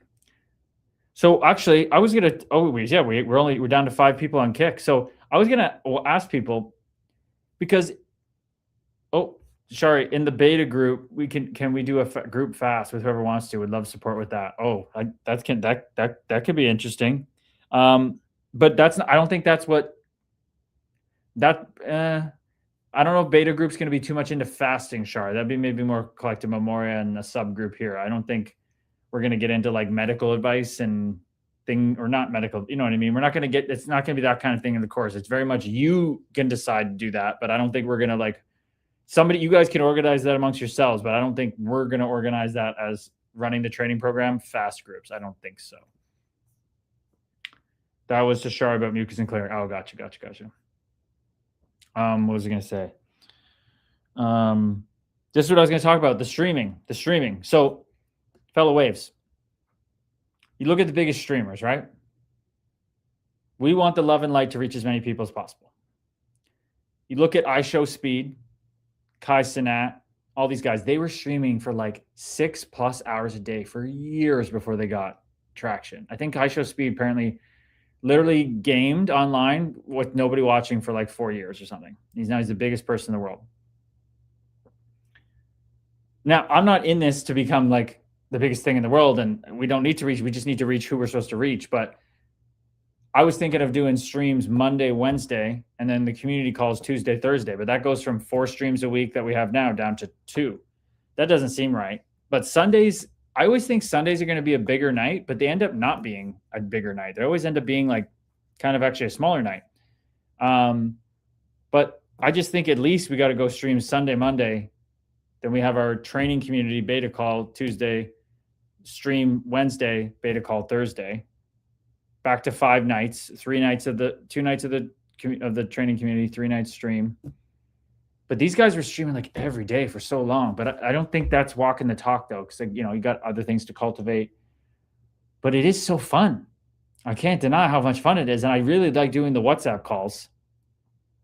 Yeah. Oh, absolutely, Erica. Definitely. I just like talking it out with you all. I definitely like the WhatsApp ones because then you all share and I get to listen. You know, I'm not just blabbing the whole time. But streaming is like kind of like a thing, you know, but it doesn't mean we have to do it that way. So I'm intrigued. I'm intrigued of seeing what the Love and Light has in store for us because it knows way better than I do. This Meat Monkey Spacesuit talking, you don't know. You don't know.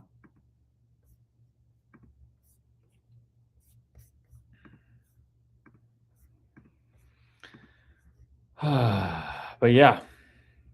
So beta launching on Tuesday. Very excited about that. Happy we're going to get 3 calls in before I head to Scotland with Mama. That's going to be very nice.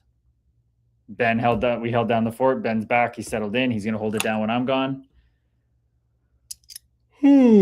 Shari says, what about going live for 20 minutes or an hour here and there to grab people at different times? That's what I'm thinking too, Shari. Like maybe if we do, maybe Sunday, Monday, Wednesday are the normal streams like we do. But the community calls, because we're going to do 7 to 8:30, because especially in the beginning we have a smaller group, maybe 7 to 8:30, and then 8:30 to 9 is like a WhatsApp call or something, you know? Something like that. Because I like listening. Talking is fun as shit. Obviously, I have no problem talking, but it's nice to change it up and you guys have a voice and hear each other's voice and resonate. It goes deeper, I think. Maybe we can have people live on here. Hey, Wes, I'm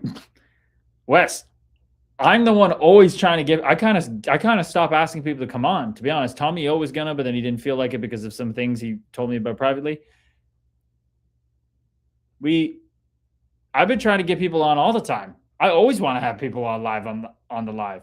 I mean, I think Ben will join us like on Sundays, maybe. That'll make sense. But then Monday, Wednesday, I want people on. Wes, if you want to come on and chat, like, let's go. Like, I love having people on, but it's just always, I think people are a little like nervous sometimes. But every time people come on, they have like a freaking hell of a time. And they're always just like, man, I feel so good after. So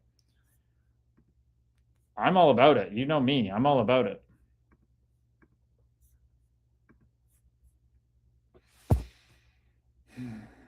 But can I just tell you guys about how beautiful this was this past weekend?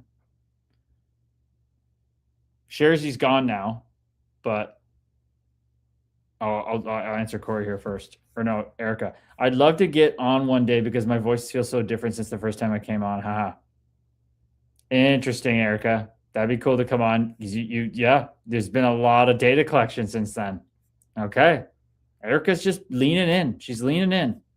Corey, not only goes deeper, but I think it's easier for us to share in our own voice and express that way versus just having to type. No, 100%. It's so true. Yeah, Corey Katina's been on a whole bunch of times. He fucking loves it. I'm down. Starlink has been delayed. As soon as I get it, as it's in, I'm in. I'm on. Let's go. Okay, so we have a couple people lining up. Corey Katina is always good to go. But we want to get some, we haven't had Wes on, so we want to get some new people on too. I think Erica would be great because it's been a while. She's done a lot of data collection. Wes, new guy. We got to get people on and introduce themselves and get to know them better, right?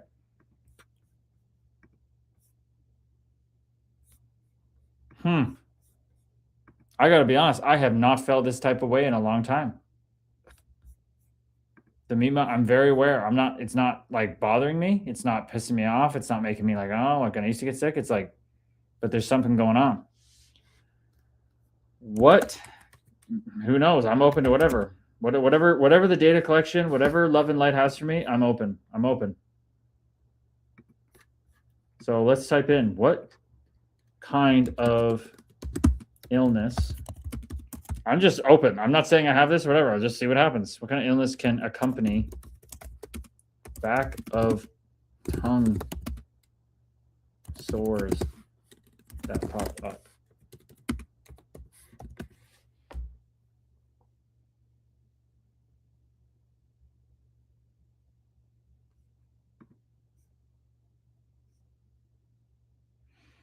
If you would like, please let me know. Are you also experiencing a fever, skin rash, or sore throat? I wouldn't say it's a fever, but you know that like pre-fever feeling?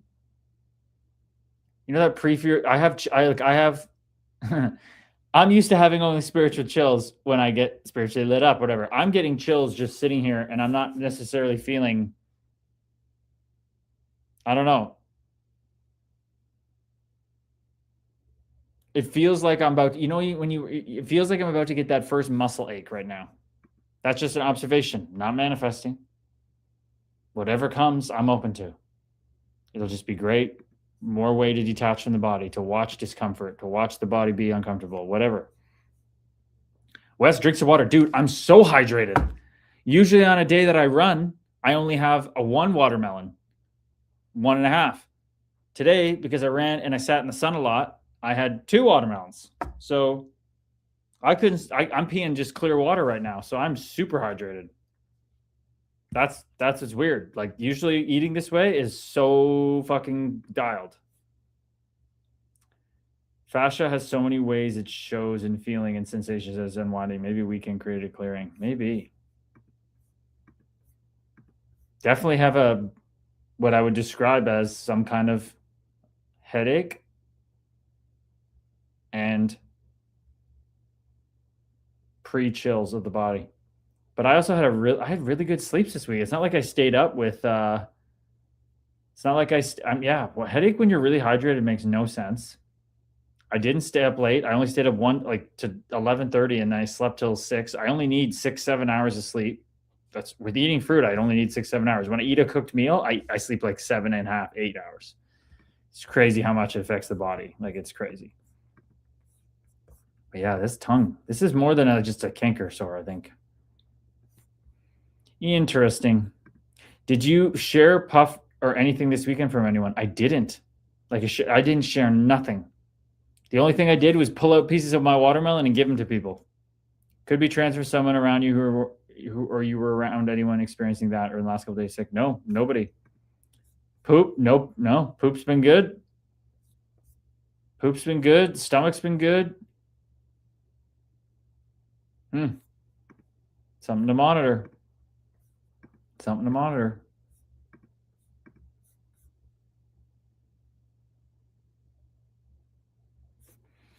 I have not done the whole check the trending world of sports. What's going on lately? Okay. Oh yeah, England won.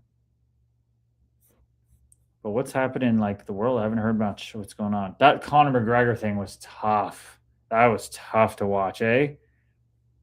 Corey Katina, I know you shared in there, and it was shares you too, whatever. That was tough.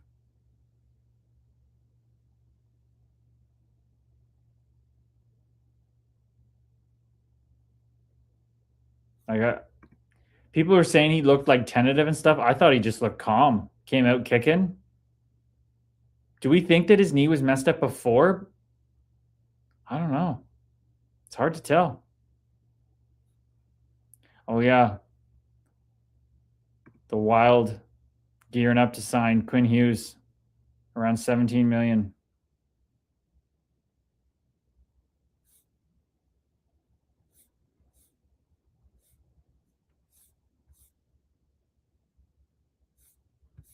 Kaprizov and Hughes, 2 guys making 17 sheets. Wow.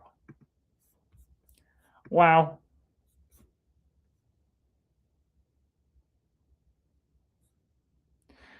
Man, this Kai Cenat guy, he's a streamer university. 120 million people got picked out of 120 people got picked out of 1 million applicants. Wow. Kai Cenat launched Stream University in 2025 as a free boot camp where selected creators live on campus, learn from stars like Pokemon and Ludwig, and stream together. It's so smart.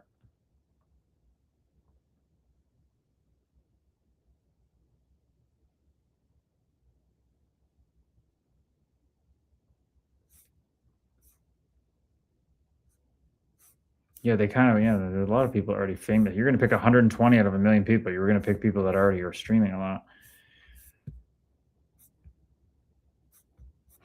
Crazy. Pretty cool how he's doing different things. That's pretty neat. Never too late to be better. Namaste. Welcome in. Melanie. Namaste. Welcome in. We are one fellow ways. What's happening? Scott Holden. What's going on, fellow waves? Corey was at the football game, but was disappointed to see what happened. Yeah, that was tough, man. I really think he's different since doing the Ibogaine. Hearing McGregor talking stuff, he's a different bird. He's back to being like that early. He's like early introspective Connor. He just has a lot of money now. Patty the Batty. I love him. I like Patty the Batty a lot. He got Benoit Saint-Denis with a crazy submission. That Benoit guy is a fucking French military special forces. Crazy.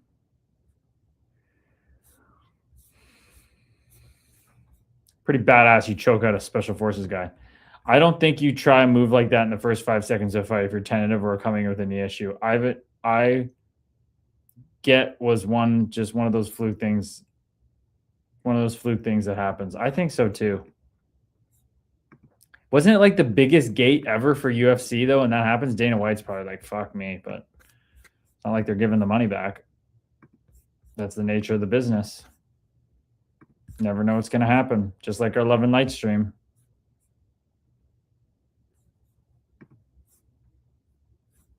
Just like the Love and Light stream. But yeah, we got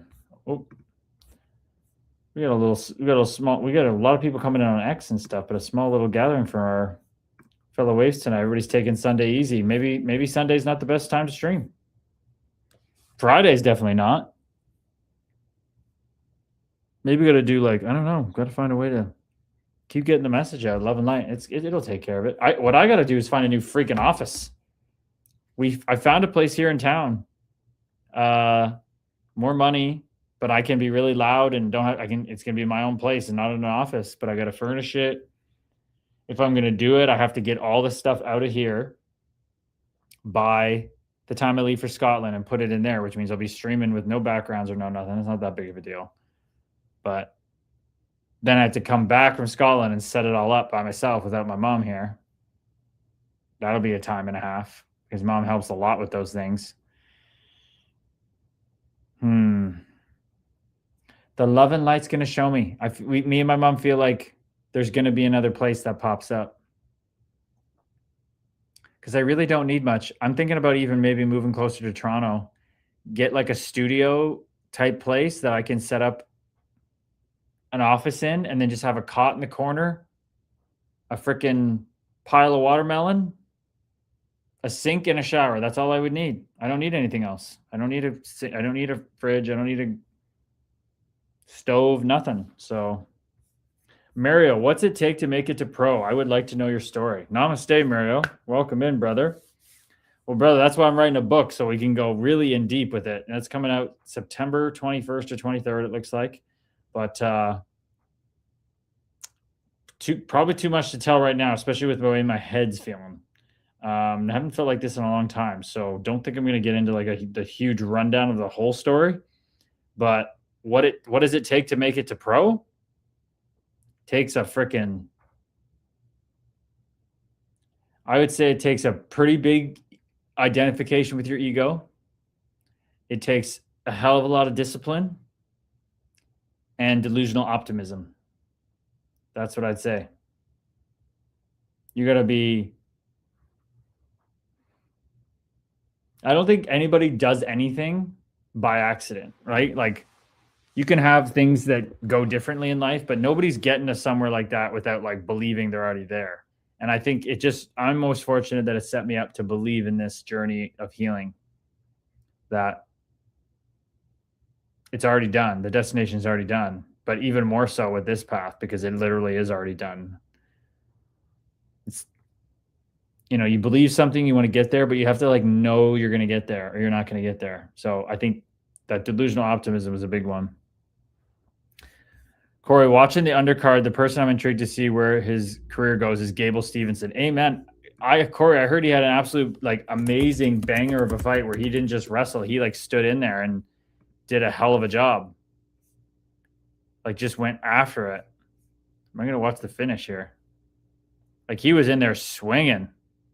Oh my God. Then he took him out on the ground too. Oh God. Oh man. When you're that good of a wrestler, And you're throwing hands like this? That's scary. That is scary. Oh. He could be really good. What did you think about it, Corey? The Blue Jays are shitting the bed. We got some all-stars. Home run derby. That's an all-over message, Wes. You got to use some punctuation here. The Blue Jays are shitting the bed. We got some all-stars. Home run derby. I could totally see you in the city, says Lisa Jude. Oh, yeah. Lisa Jude, how you doing out there? How you doing out there tonight? How is Lynn's doing? How are you doing? What's life treating you like? But I do like being down there. It would be weirder in the winter, though. Summer would be nice, but it would be weirder in the winter. Wes, tonight's exit song is not Choosing Texas, but Watermelon Crawl. I don't even know that song. What's Watermelon Crawl? Feels like something I should know.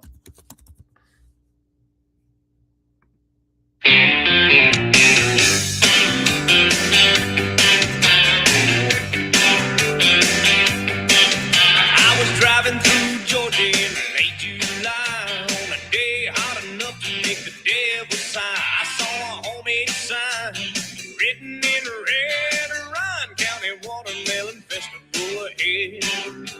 Okay. I'll get down with that. That sounded good. Enlighten Erica. Nick Sizakis could help you find a place down there. He's a realtor and listens amazingly. Just a beautiful guy in general. Okay. She's got a hookup. I want to not have to pay him, but we'll see. Because I do have the place up here. I thought I was going to spend one more winter up here anyway. So I don't know. Go Bills, go. If you don't drink, don't drive. If you drink, don't drive. Do the watermelon crawl. Oh, that's how the song goes. Linz, what's going on, Bavarian Princess? Namaste, welcome in. We are one. Lisa says, I'm okay. Today would have been my dad's 79th birthday. I had a nice 2-hour chat with my sis. Aw. Happy birthday from beyond the grave. 79. That's nice. Yeah, that's a long chat with your sister. Are you guys close? Sounds like it. Or was that like a not as typical thing to have a 2-hour chat with her, or was it just a nice 2-hour chat? Corey says, I mean, he was a D1 heavyweight championship wrestler with the Gophers. I recall another UFC fighter that worked okay for. Amen. Amen. Dana, hi all. Just got in the room. What's different about living in city in winter? Namaste, Dana. I just think it'll be just because I'm away from my mom. Living here, it just somehow seems more cozy. Cozy in a house with my mom, as opposed to like living out of like a studio on a cot in the winter in Toronto. Lisa says we are very different, but when we chat, it's a long one. LOL. Oh, okay. So you're very different. Interesting. Ryan says Stevenson also has a sexual assault charge. Don't forget. Okay. Gable Stevenson. Is it a charge? Is it like a he to get convicted? He got charged and they dropped the files. Obviously we don't know what that means.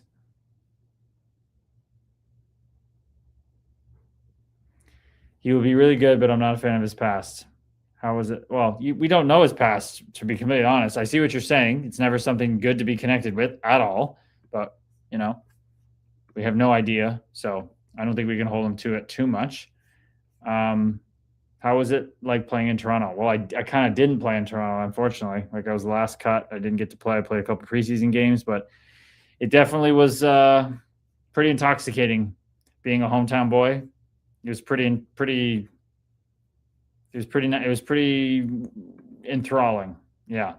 Walk into the rink from my apartment, people knowing who you are. Like I never had people know who I am like that, that feeds the ego big time.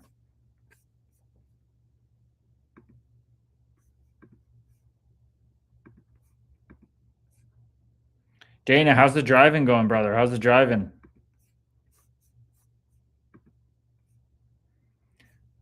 Never too late to be better. Happy Sunday. Namaste. Happy Sunday to you. Happy divine present moment. Jeremy Wang, what's going on? Keston Penfold, R. Verone. Namaste, fellow waves. Randy Smith. Namaste, brother. Welcome in. Can't wait to Tell everybody about the experiences at Randy Smith Gym in my book. I got a good couple stories in there about those times, brother. So cool. So cool. See if we can get Randy down to the Hall of Fame for the book launch. Erica, hello. Excited to get there. Talking to Dana. He's getting close to his whale watching. No whale watching in Arizona. Corey, so we have talked about pregame routines. What was the postgame routine like on home games where you just got home at night? Oh, okay. Post-game routine like on a home game where you just got home at night. Interesting. Okay. Good question, Corey. I like this. Good to see you too, Randy. Namaste, brother. So a couple different scenarios, right? Depending on what kind of game night it was, Corey Katina. If it's like a Wednesday night game at home in Iowa, let's say, because you got games probably like Friday, Saturday, it's much more low key. So probably some food at the rink. If it's a good meal, grab that. Eat at the rink because you don't need to rush home. So sit after. If it's a win, people are in a better mood. If not, eat some food at the rink. If you want to get out of there, if you're not feeling your best, take it to go. Get home, suit off, comfy clothes on. Sometimes if you left the shower too quick and you were kind of sweaty in your suit, sometimes you take a little rinse off just to be clean for bedtime. Get into comfy clothes. Let's go like my first year. Back then, I probably would have sunk in the lazy boy and played a couple of video games with the boys, but then get to bed by games over 9:30, 10:30. Get to bed by 12, 12:30. If you have a really good game, the mind's buzzing a little bit, lay in bed for like an extra 20 minutes trying to fall asleep because things are going well. If you're not playing well, kind of zonk out. But if it's like a Friday night game at home and we don't play till Sunday on the road, maybe some families in town for some guys, maybe you go for like you either eat the meal or you go for dinner. But if it's a Saturday night home game in Iowa, no game Sunday, practice Monday, or 2 days off, even practice Tuesday, you're going out not most of the time, but 75% of the time when it was a good time to go, we got to go. So you take your clothes you come to the rink because we lived in West Des Moines. So you drive in 15 minutes to the game, you bring your clothes to go out after. I knew that I had to eat a big meal and it was cheat night.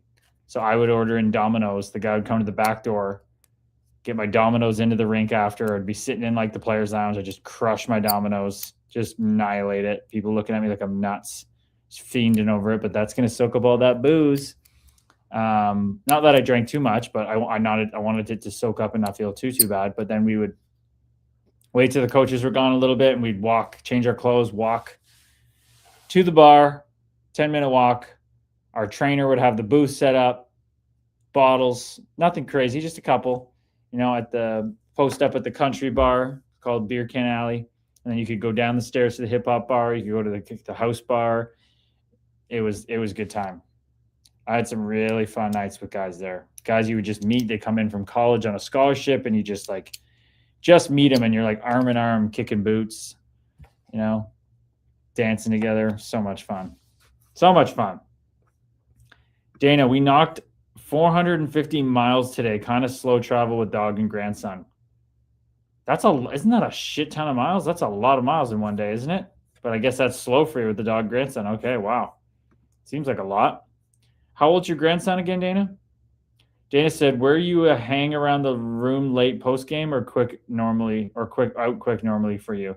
I would say it was more usually an out quick guy. Yeah, not a sitting in marinating in my gear, get it off, get in the gym. Yeah. Get out of there. Pickle Nick. Namaste, Pickle Nick. We are one. He says, come coach in G. Kids need your insight. Namaste, brother. I appreciate that. But I don't think I want to be coaching minor hockey in the G. What data collection that would be, though, with dealing with parents and all that shit. But don't think so. I don't think so. I don't think that's the calling coming through me, the highest excitement. Star, that's a handle. You were amazing for me on Chell franchise mode. Namaste, brother. We are one. Video game Gabe's coming through for you. I love to hear that. Sasha, do you still work out constantly? So you want to know my workout schedule right now? Monday, tomorrow. I might take a little less on legs tomorrow, but I'll do my typical schedule. Get to the gym about 6 a.m., the YMCA, warm up till 6:20, play Tiptee, which is a mix of badminton and pickleball. It's a new game. Not many people know it yet. It's so fun. Play that for like an hour, hour and a half. Then do isometric holds, lunge holds for up to 3 minutes, and squat holds, wall sits for up to 3 minutes. Some push-ups maybe, stretching in between. Tuesday, just stretching yin yoga and pull day, calisthenics, trying to do pull-ups, trying to work on my back and stuff. Wednesday, same thing, get early, play Tiptee again for an hour and a half, and then do a core and assault bike circuit. Then Thursday, just yin yoga and push day, calisthenic push-ups and holds and stuff. Friday, same thing, get to the gym early, play Tiptee, and then that's my bigger leg workout where I do a whole bunch of jumps, squats, lunges, so a little bit for hamstrings, and then also some pull-ups. Then Saturday is rest. That was yesterday, so just yin yoga, walk. And then today is run roughly 2-3, whatever, I don't really judge it, 2-3 miles, stretch, sit in the sun. That's what I'm rocking.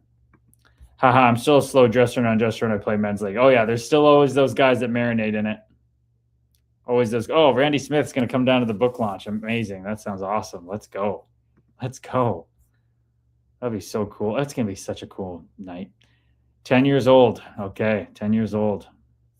Is he a good listener, Dana? Is he a good little kid? Is he kind of squirrely? Is he like what's it like hanging with him? How's the Tiptee, man? Corey Katina, it's like I play 3 times a week, and this is how it's been going. I play like Monday, and I'm all chill, all love and light. Graham beats the shit out of me. Because I'm more chill, I might win a game here too. But then Wednesday, sometimes the ego just starts coming up a bit more, you know? The guy who's really political against me and not against me, different views and a lot of things, whatever. And that ego is just like, oh, this guy's beating you again. And he just pours it on me. He doesn't hold up. He blast serves at me when he hasn't let me win all day. And it's kind of like my ego's like, dude, really? Like, you're not going to make this any fun for me? So then I get into it a little bit, but then I go do my workout and I let it all out. I watch it leave. And then Friday, I'm back to being love and light kind of thing. So it's a very good exercise for data collection and stripping the ego, man. Dana, I love the fun late guys. Doan, Yandel, Biz, they were great about. Would get Gitch in early so we wouldn't have to wait. Some guys would sit in Gitch for hours and we'd have to ask. Oh, if you're gonna sit around, you got to get it off and get the Gitch in. There's no ways around that, Dana. You can't be doing that. Sasha, did you usually have to do a full workout after NHL games if you didn't get a lot of shifts? Oh yeah, in Jersey, which I actually really liked because I usually was angry because I wanted to play more. In Jersey, if you played under 10 minutes, you had to do a assault bike workout. And then if you played a couple more minutes, you didn't have to do as much. But let me tell you, I was doing it almost every night. I was usually not playing over 10 minutes. So I was doing, in one day, I freaking crushed the record, I think. Like, it's 10 seconds on, 20 seconds off, 8 times. It's like the programmable Tabata workout on the assault bike. And I got like 92 calories or something like, or close to 100 calories, somewhere between 90 and 100 calories in 80 seconds of sprinting. Like, I was giving her because I was so angry. Giving her, staying in shape. Where's this book launch? Plug it, LOL. Namaste, brother. Hockey Hall of Fame. Right as the 2026 NHL training camps open, September 21st or September 23rd at the Hockey Hall of Fame. We're going to nail that down. So very, very excited about that. Concourse level of the Hall of Fame. Get to play all the games, see all the exhibit, come grab a book. People who buy a ticket at the higher price get a Jordan Binnington. Oh boy. Anyway, fuck it. You get a Jordan Binnington signed book. Let's just say that. The first 100 people might get a Jordan Binnington signed book. Whatever. It's a fucking love and light community. It doesn't matter here. Corky Tina, now you are more of a finesse player, or now are you more of a finesse player or go for the power game? I stay at the baseline and hit power, but it doesn't work out for me, Corey. And I really got to vary up the shots. I gotta vary up the shots. I gotta be more of a finesse guy. The problem is I'm always trying to paint lines. I gotta hit for like a foot inside the line, and I gotta change up drop shots. And I gotta read when he hits the ball. When I hit the ball deep enough on him, and he can't make as good of a shot, I gotta rush the net and spike it. I gotta get into the net. I gotta get into the serve and volley game. You love the assault bike, man. It's a hell of a thing. I used to call it the Satan bike. I guess I still do, but it's intense. Sasha, did you eat the club food near the Devil's locker room? That food was fire, but now most rinks club food is ass. Oh yeah. Everybody, listen to this. At New Jersey Devils games, the club level for fans, there's like this door you could go through when you're not playing. That food was crazy. That spread, they had every type of candy, junk food. Dude, Sasha, that place is unreal. I found out about it like 10 games in. When I didn't get to play, it was like a pretty sweet bonus. Like I obviously wanted to play, but I was like, my ex at the time would just go in there and crush it. Like, why not? It's like literally so many candies and pastries, and it was kind of dangerous.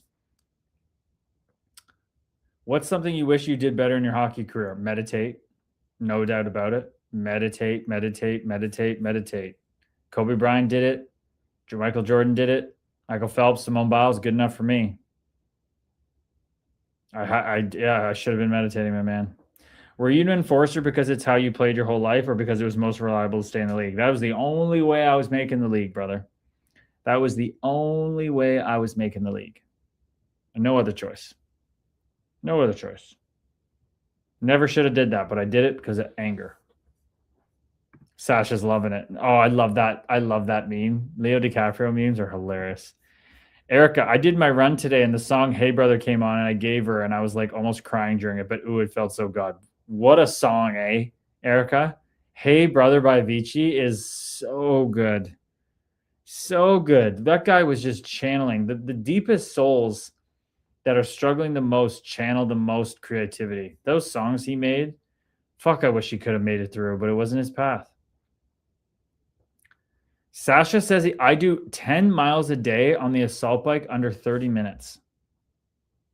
Okay, so half mile takes like all out like a minute, 45 seconds.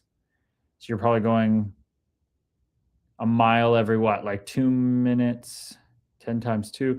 Oh, no, wait, wow, that's terrible math. I'm a donkey. This shows I'm not feeling maybe my best. 3 minutes a mile, 10 miles a day on the assault bike, 30 minutes. Damn, that's fucking intense, dude. No wonder you're in good shape. Wes, I got a Bills weekend that next weekend, but I'll be there. Do you sign the book too? Absolutely. That's what I'm going to do. So the idea is to have the books.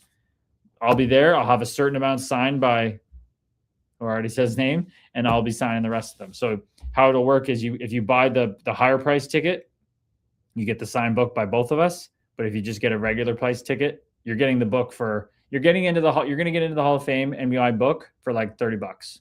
I think the ticket for normally for the Hall of Fame is that much, and you're getting my book thrown in there basically.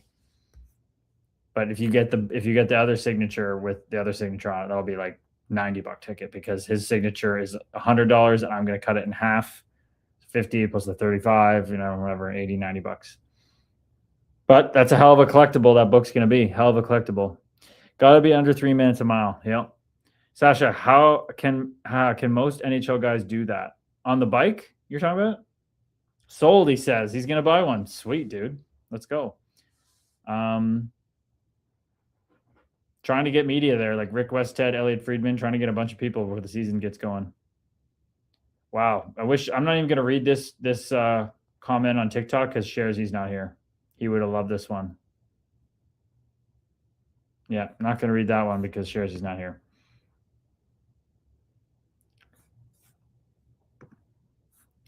Okay, honestly, fellow waves, I think I might shudder.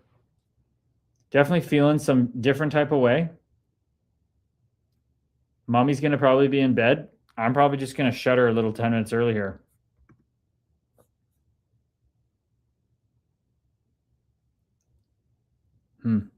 Feels weird. Sasha, who had the worst cardio on any NHL team you were on? Dmitry Sokolov.